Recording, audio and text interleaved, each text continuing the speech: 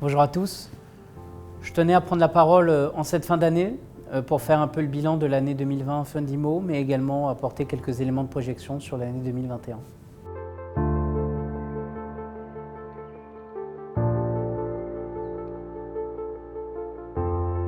L'année 2020 a été positive pour Fundimo puisque notre activité de collecte a progressé de 40% contre une croissance du marché qui atteindra environ 30%. Parallèlement à cela, notre portefeuille a continué de se consolider et garder un historique de performance positive puisque nous avons remboursé à ce jour 27 projets sur l'année représentant 17 millions d'euros de capital et quasiment 1,5 million d'euros de gains versés aux investisseurs. Par ailleurs, nous avons au début du mois de décembre reversé plus de 4 millions d'euros à nos investisseurs qui nous avaient fait confiance. Sur les 190 projets financés depuis notre lancement, 9 projets sont aujourd'hui en cours de prorogation, partielle ou totale, sur le remboursement des investisseurs, ce qui représente un taux de retard de l'ordre de 2,3%, ce qui est l'un des taux les plus bas du marché, tout en conservant un taux de défaut nul à date. Fundimo a par ailleurs consolidé son ratio montant remboursé sur les montants totaux collectés jusqu'à la fin de l'année 2019, puisque ce ratio reste aujourd'hui largement supérieur à 30%, qui est un indicateur clé de la santé du portefeuille des plateformes de crowdfunding immobilier en France. Donc une année 2020 particulièrement positive. L'année 2020 est venue donc confirmer notre procédure de validation des dossiers qui reste très largement organisée en 3 phases. Une préqualification commerciale, un précomité interne qui se focalise sur les déterminants clés de l'opération, puis un passage devant le comité externe indépendant qui vient valider ou non le travail qui a été fait en amont par l'équipe de Fundimo.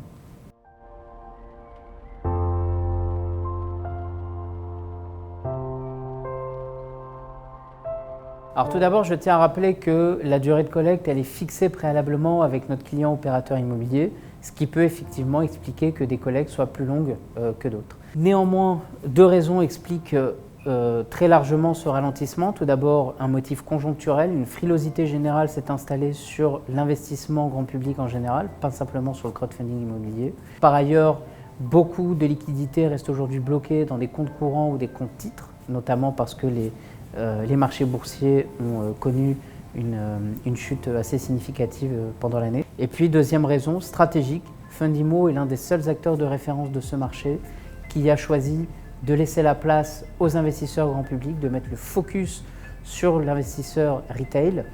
Et donc, nous n'avons pas, lorsque nous lançons une collecte, de grands investisseurs privés ou institutionnels qui viendraient prendre une part majoritaire de la collecte. Et c'est une stratégie que nous allons continuer de déployer en 2021.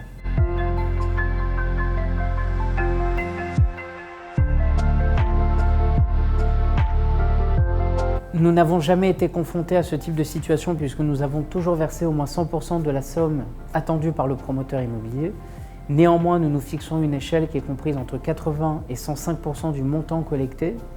Nous nous laissons donc une marge de sécurité au moment où nous lançons chaque collecte. Nous savons aussi prendre quelques décisions difficiles lorsque le montant de la collecte est trop élevé par rapport au succès qu'il peut avoir sur le marché. Il a pu nous arriver de reporter, voire d'annuler quelques collectes qui n'étaient tout simplement pas adaptées à la situation au moment venu.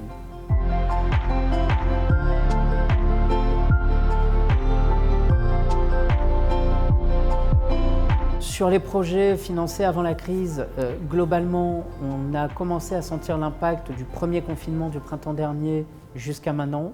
Je pense qu'on continuera de sentir, de percevoir cet impact jusqu'à la fin du premier semestre 2021. Donc j'ai envie de vous dire, on est en plein dedans. Sur les projets à venir, nous allons de plus en plus évoluer dans un contexte où les promoteurs immobiliers vont avoir besoin de fonds propres. Le métier de promoteur immobilier est de faire tourner le plus rapidement les fonds propres dans ces opérations. Plus une opération est longue à sortir, plus les fonds propres sont immobilisés et donc plus leur activité est génératrice, est demandeuse, est exigeante en termes de fonds propres. Néanmoins, ce contexte plutôt positif pour le crowdfunding immobilier ne va pas nous empêcher, en tant qu'acteur de référence sur ce marché, de focaliser notre analyse sur des éléments clés en 2021, tant en termes de typologie d'actifs, avec une attention qui sera portée sur l'immobilier professionnel en particulier, une attention qui sera portée sur le niveau de précommercialisation, sur la vitesse d'écoulement des stocks, tout en faisant en sorte de bien contrôler que le promoteur immobilier gère avec grande rigueur les fonds propres qui lui seront apportés dans le cadre de son développement. En 2021, nous devrions donc focaliser notre activité sur le marché résidentiel qui a prouvé véritablement sa résilience en 2020.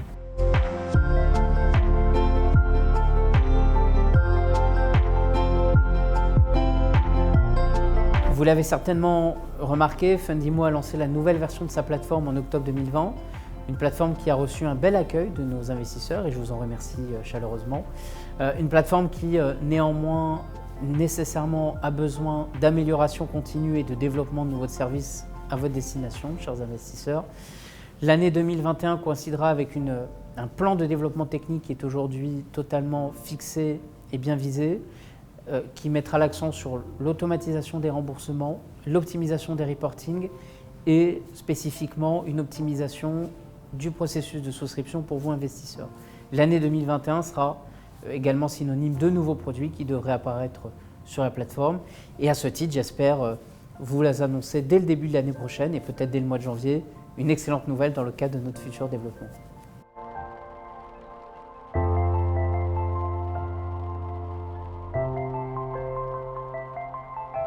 Tout d'abord, merci pour votre confiance. Pour l'année 2021, je peux nous souhaiter un passage vers la nouvelle année avec un petit peu de festivité, avec les précautions qui iront naturellement bien.